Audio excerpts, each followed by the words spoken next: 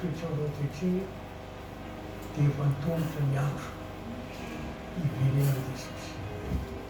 Tsika izany hoe dia samy andinika hoe manahoana aho, ny toe-panahiko, ny toe-tsaiko, ny jeriko, ary koa ny any amin'ny foko sy ny ataoko rehetra. Izay atsapana hoe tiana velona ampamiko marina Jesosy. Araka ny teny hoe tsy za tsony ny velona fa Kristy ny velona ato anatiko. Raha niango teny maro zany sika tamin'ny andro fahoravona teo, dia misy an'ilay ora teny ambony atsimo, mianaka izy mitenitra, mianaka izy ny tena marina. Dia nisy an'ioby le hoe jamba enim-bolana, aveo dia nahiratra noho ny anaran'i Jesosy ny mivahana. Rehefa niora tamin-jareo teny ambony atsimo, taorina kely izay, dia izao no nambaran'izy mianaka. Mampiratra be ny miara-mianaka aminareo. Zahay tany amin'ny voalohako, ohatrany tsy mifankalara. Fa nareo tia mifampiarava dia velona Jesosy dia hoe mandrakizay mpamirapo fanao an'izay daholy. Manarakaraka izany tany amin'ny fiangonana misy Refy, tany koa zahay. Telo taona zay tao voalohako tany amin'ny Refy fantatra zay. Tena mahafinaritra ny fiangonana satria raha tany amin'ireo fiangonana anankiroa zahay dia natokana tsy niangona intsony nandritra ny telo taona. Fa raha ina kosa fa nareo ny telo taona tsy niangona intsony. Ka tako vola aminay zareo hoe mila vola. Ka mila zany vola aiza ny 250 000 omena pastera. Dia niango tsy manana an'izany zahay. Tonga amin'izany dia tsy desakana dia hoe 50 000 mila. Dia tsy niangona toa satria tsy manam-bola ko ny hoaninay za tsy hitanay.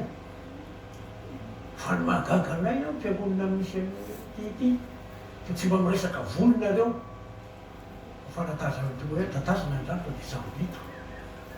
Fa tsy mba miresaka zay satria gaga mihitsy zay fa tsy mba miresaka volonareo izy. Io zao hoe Jesosy raha ny ran'Andriamanitra tsy miresaka vola fa mahatonga antsika azo famonjena anasiana marak'izay. Anaiky zany tenin'izy mianaka rehefa avy eo. Noho indrindra pastera aloha dia efa mahita. Ka dia zao ozy le ramatoa reny. Ianao manao batisanay.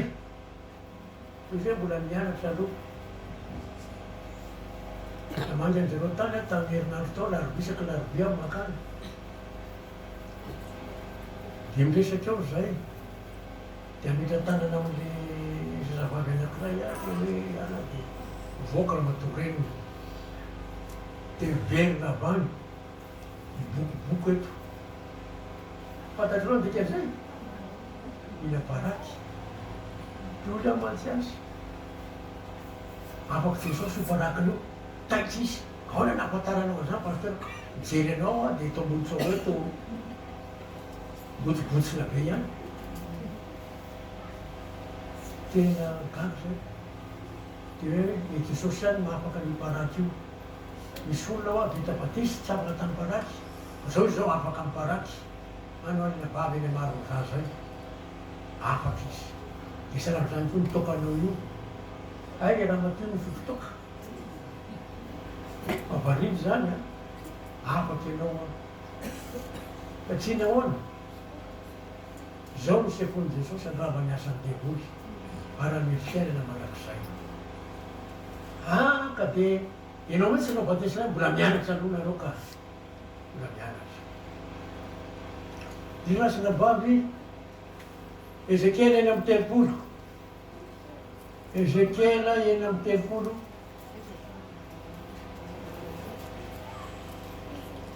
Andiny 5 aloha.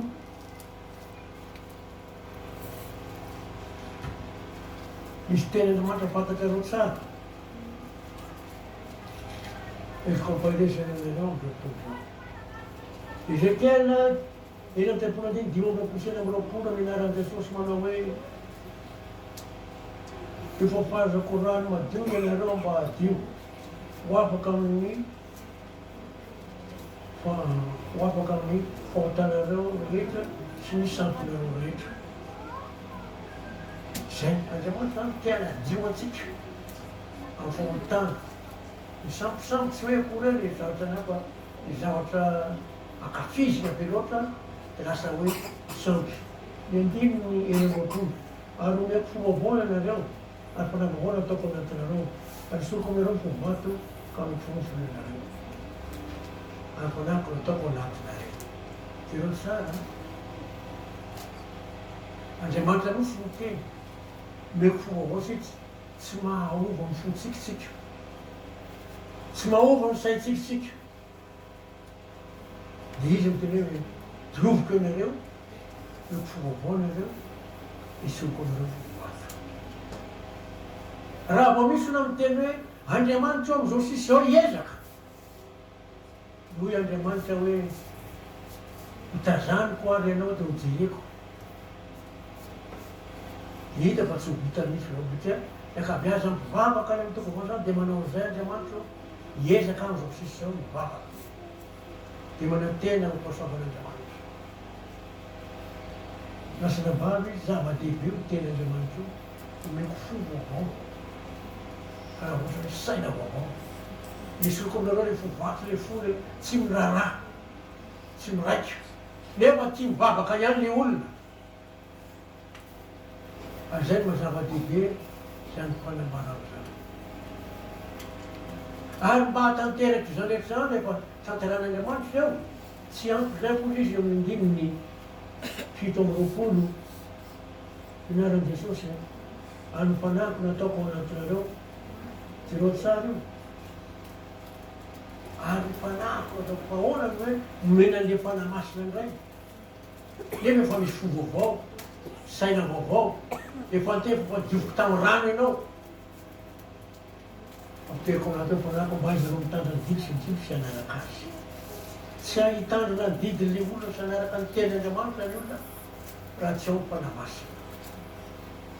Ary zay ny anjarantsika amin'ny fiainantsika andavanandro.